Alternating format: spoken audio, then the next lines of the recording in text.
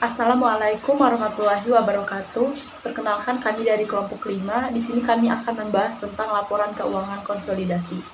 Sebelumnya perkenalkan saya Mayura Melinda. Di sini saya akan membahas tentang pengertian perusahaan induk, perusahaan anak, tujuan dan manfaat dari laporan keuangan konsolidasi.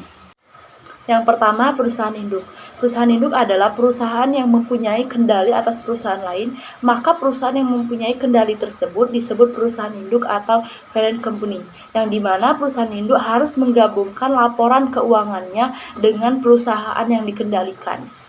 Selanjutnya, perusahaan anak. Perusahaan anak atau dikenal dengan istilah subsidiary merupakan suatu perusahaan yang mayoritas sahamnya dimiliki atau dikuasai oleh perusahaan induk. Secara umum, induk perusahaan memiliki saham dari anak perusahaan lebih dari 50%. Yang ketiga, tujuan laporan keuangan. Pada umumnya, tujuan laporan keuangan dibuat sebagai bentuk penyajian informasi keuangan. Namun, secara khusus, laporan keuangan ini dibuat untuk melakukan konsolidasi antar perusahaan anak dan perusahaan induk. Berikut adalah tujuan dari dibuatnya laporan keuangan. Yang pertama, menyajikan informasi pada stockholder terkait. Yang kedua, memberikan informasi kepada pemilik dan manajemen perusahaan induk terkait kinerja dan situasi keuangan pada perusahaan anak. Yang ketiga, mempelajari dinamika dari anak perusahaan terhadap induk perusahaan dalam jangka panjang. Yang keempat, tidak perlu membuat dokumen baru terkait laporan keuangan. Dan yang kelima, mengurangi dokumen. Adapun manfaat disusunnya laporan keuangan konsolidasi. Yang pertama, untuk kepentingan jangka panjang, efek anak perusahaan terhadap induk perusahaan. Yang kedua, memberikan informasi terkini bagi manajemen induk perusahaan terhadap kinerja grup atau anak perusahaan. Yang ketiga, kepentingan informasi pihak luar. Yang keempat, rasio keuangan berdasarkan laporan keuangan yang terbentuk tidak mencerminkan kondisi entitas yang membentuk konsolidasi maupun induk perusahaan. Yang kelima, dapat memberikan informasi terkini bagi manajemen induk perusahaan, tidak mengenai operasi gabungan dari entitas konsolidasi dan juga mengenai perusahaan individual yang membentuk entitas konsolidasi. Untuk penjelasan materi berikutnya akan disampaikan oleh teman saya, Olivia Margareta dan Rio Tegar Fauzan. Perkenalkan, saya Olivia Margareta Lestari. Di sini saya akan meneruskan penjelasan dari Mayura Melinda. Saya akan menjelaskan tentang sifat-sifat laporan keuangan konsolidasi, ruang lingkup laporan keuangan konsolidasi, cara perhitungan goodwill, dan NCI. Yang pertama, sifat-sifat laporan keuangan konsolidasi. Adapun sifat-sifat laporan keuangan yang dikonsolidasikan diantaranya, pertama, laporan keuangan konsolidasi adalah model laporan akuntansi untuk menunjukkan pengaruh ekonomi dari penggabungan dua atau lebih perusahaan yang tersendiri, yang didasarkan atas kepemilikan dan pengendalian bersama meskipun peleburan secara hukum tidak dilakukan. Yang kedua, dalam menyusun neraca konsolidasi untuk perusahaan induk dan anak, perusahaan anak ini dipandang seakan-akan sebagai cabang. Aktiva dan kewajiban masing-masing perusahaan anak digabungkan dengan aktiva dan kewajiban perusahaan induk. Pos-pos silang yang tidak mempunyai arti penting apabila kesatuan usaha bersangkutan dipandang sebagai kesatuan usaha tunggal harus dihapuskan. Yang ketiga, neraca perusahaan induk yang melaporkan saham perusahaan anak sebagai investasi dan neraca perusahaan anak yang melaporkan kepentingan yang dipegang oleh perusahaan induk sebagai modal saham. Selanjutnya ada ruang lingkup laporan keuangan konsolidasi. Suatu induk perusahaan yang memiliki langsung maupun tidak langsung melalui anak perusahaan lebih dari 50% saham berhak suara pada perusahaan lain, harus menyajikan laporan keuangan konsolidasi.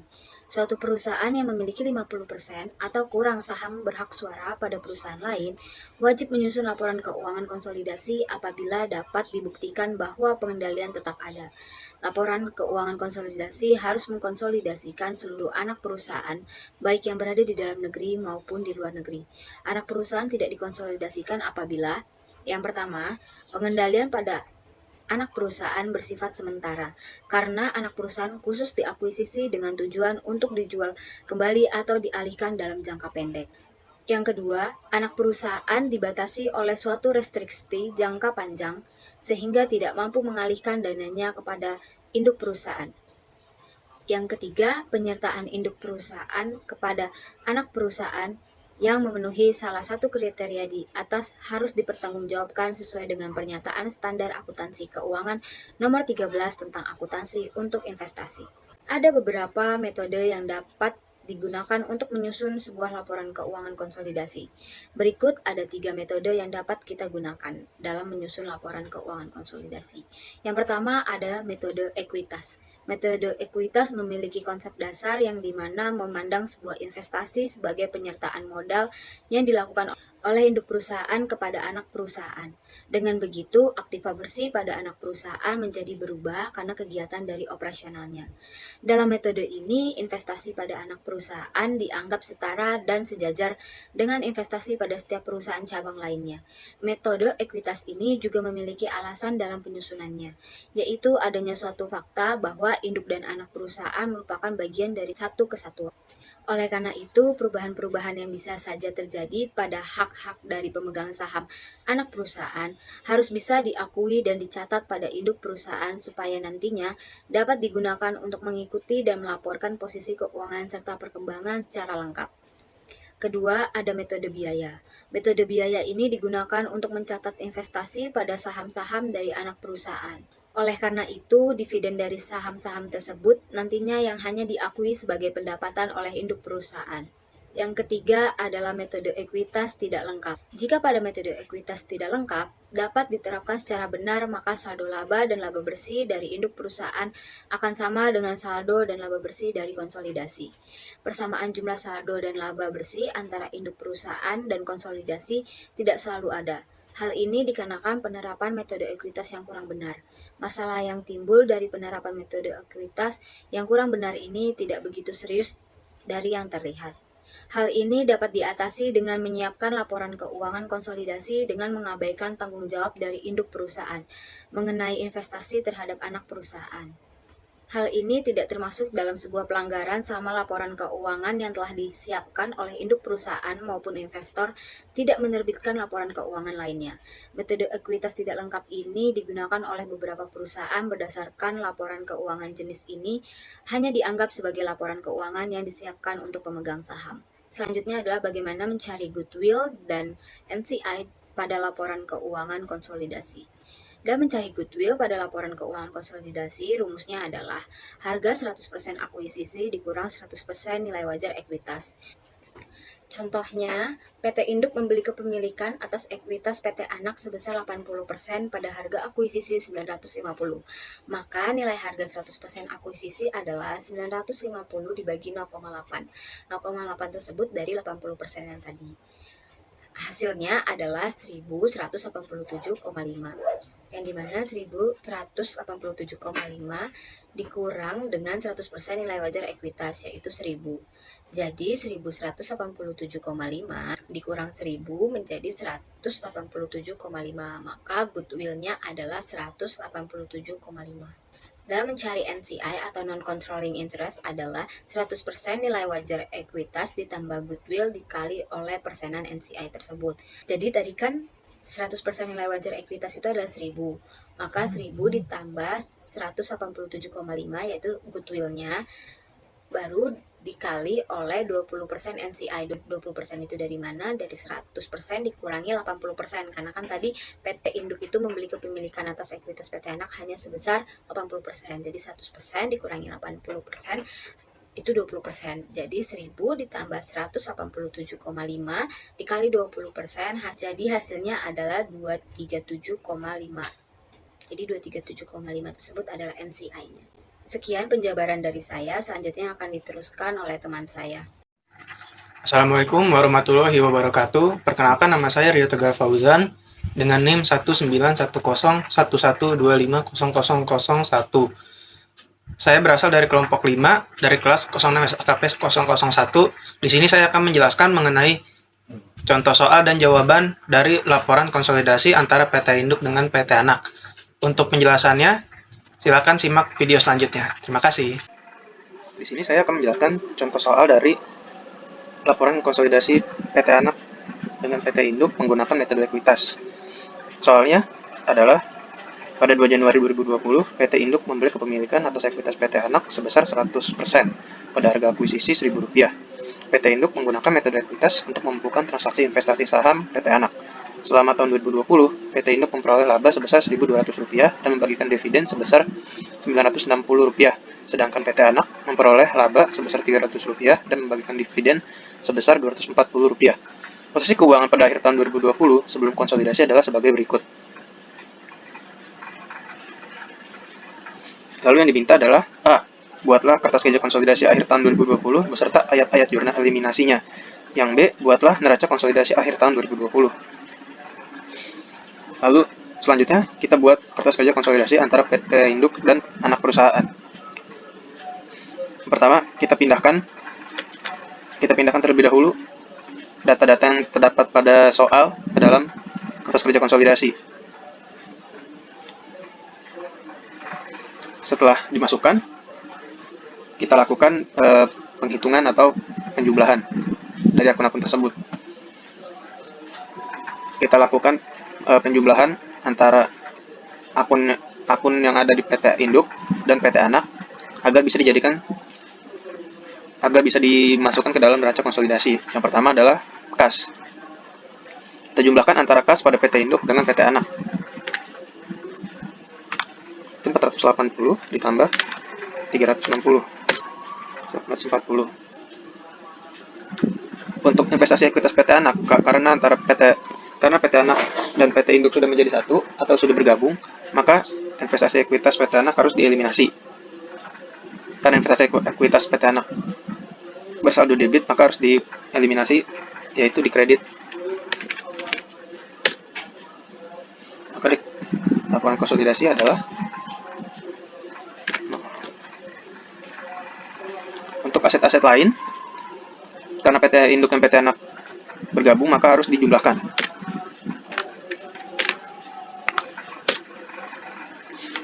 Nah, setelah itu kita harus mencari goodwill. Plus mencari goodwill adalah harga dari 100% nilai akuisisi dikurangi 100% nilai wajar ekuitas. Kita lihat pada soal, nilai akuisisinya adalah Rp1.000, sedangkan nilai wajarnya tidak ditetapkan. Namun nilai wajar bisa dicari menggunakan cara lain, yaitu antara modal saham PT Anak ditambah dengan laba ditahan PT Anak. Jadi rumusnya adalah Rp1.000 dikurangi 550 ditambah 350. Hasilnya adalah 100, maka goodwill-nya adalah Rp100. Kita taruh di akun debit karena goodwill bersaldo debit. Setelah itu kita masukkan ke dalam tabel konsolidasi. Kita jumlahkan hasil dari perhitungan sebelumnya.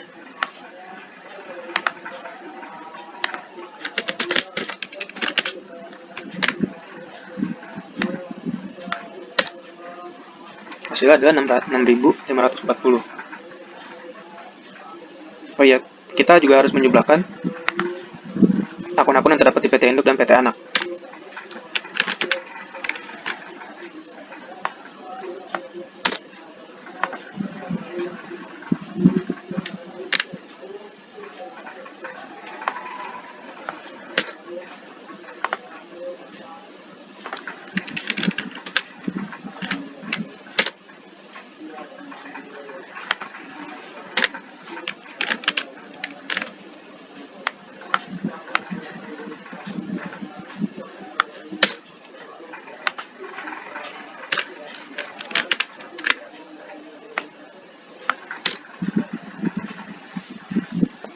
Setelah melakukan perhitungan, kita lanjut penghitungannya, yaitu pada modal saham.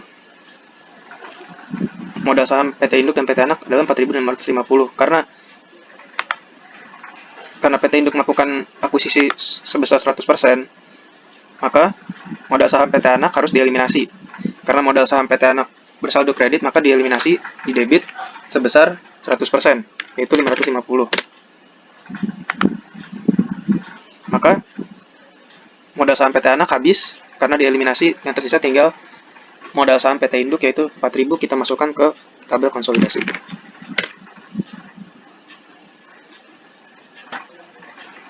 Yang kedua adalah laba ditahan. Sama seperti yang tadi, karena dilakukan akuisisi sepenuhnya atau 100%, maka laba ditahan PT Anak dieliminasi seluruhnya, itu sebesar 350. Sisanya kita masukkan ke tabel konsolidasi. Untuk laba berjalan, karena PT Anak dan PT Induk sudah bergabung, maka harus dijumlahkan. Iya, gua kemarin juga bilang, gua kan kemarin gua dari sono. Pada pendapatan investasi, karena PT Induk, karena PT Anak sudah menjadi satu dengan PT Induk, maka pendapatan investasi harus dihilangkan dari laporan konsolidasi, yaitu harus dieliminasi di saldo. Karena dia bersaldo kredit, maka harus dieliminasi di saldo debit sebesar jumlahnya karena melakukan akuisisi secara 100%.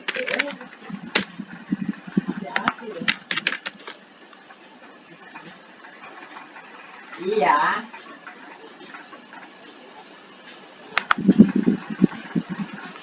Untuk dividen PT Anak harus dieliminasi karena sekarang PT Anak sudah menjadi satu dengan PT Induk, dieliminasi secara seluruhnya. Sisanya dimasukkan ke tabel konsolidasi. Setelah itu kita hitung seluruhnya untuk menentukan apakah sudah balance atau belum. Lu jangan sendirian bagi rumah.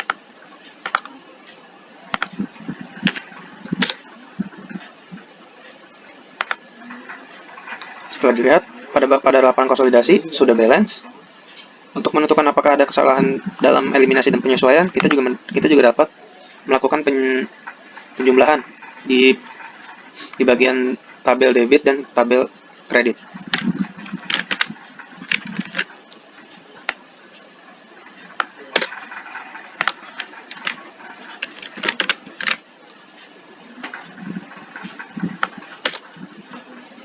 Bisa dilihat pada bagian saldo debit dan kredit saling mengeliminasi sebesar 1.300. Jadi sudah balance semuanya. Berarti penghitungan sudah dilakukan dengan benar. Setelah semuanya sudah benar, maka kita harus membuat ayat jurnal eliminasi. Yang pertama adalah kita harus mengeliminasi akun investasi ekuitas. Akun investasi yang harus dieliminasi yang pertama adalah pada modal saham. Untuk mengeliminasi modal saham PT Anak, yaitu sebesar 100%, Rp550. Yang kedua adalah akun laba ditahan yang dieliminasi sebesar Rp350 atau 100%, dan goodwill sebesar Rp100. Akun ini resiprokal atau saling mengeliminasi dengan akun investasi ekuitas PT Anak. Jumlahnya sama, yaitu Rp1.000. Yang kedua, kita melakukan eliminasi pendapatan investasi, yaitu eliminasi pada akun pendapatan investasi dan pada akun investasi ekuitas PT Anak. Akun pendapatan investasi sebesar 300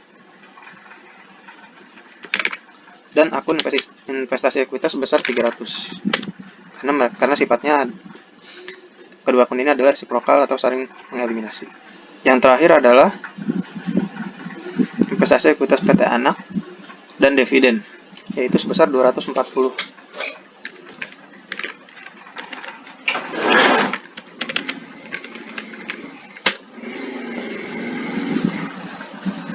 Kenapa pada tabel jumlah eliminasi investasi ekuitas PT Anak 1060, yaitu didapat dari 1000 ditambah 300 dikurang 240, maka didapatkan hasilnya adalah 1060. Setelah kita mendapatkan ini, maka sudah terjawab pertanyaan yang A, yaitu buatlah kertas kerja konsolidasi akhir tahun beserta ayat-ayat jurnal eliminasi dan penyesuaian, yaitu atau 3 ayat jurnal ini. Setelah selesai mengerjakan soal yang A, kita akan melanjutkan soal yang B, yaitu buatlah neraca konsolidasi akhir tahun 2020. Untuk pembuatan neraca konsolidasi, sebenarnya caranya mudah, yaitu tinggal memindahkan akun-akun yang sudah dihitung atau yang sudah dieliminasi pada tabel konsolidasi ke neraca konsolidasi. Yang pertama adalah akun kas sebesar 840. Yang kedua goodwill 100, yang ketiga aset lain 5.600, lalu kita jumlahkan semuanya, hasilnya 6.540 sama dengan pada kertas kerja konsolidasi. Lalu kita masukkan jumlah modal saham dan juga laba ditahan. Laba ditahan sebesar 2.540 didapatkan dari jumlah laba ditahan ditambah laba berjalan, lalu dikurangi dengan dividen. Jumlahnya adalah 2.540. Didapat dari 2.000 ditambah 1.500 dikurangi 960. Total liabilitas dan ekuitasnya adalah 6.540. Jumlah ini sama dengan yang terdapat pada kertas kerja konsolidasi. Sekian penjelasan dari saya mengenai contoh soal dan jawaban dari kertas kerja konsolidasi. Kurang lebih mohon maaf. Wassalamualaikum warahmatullahi wabarakatuh.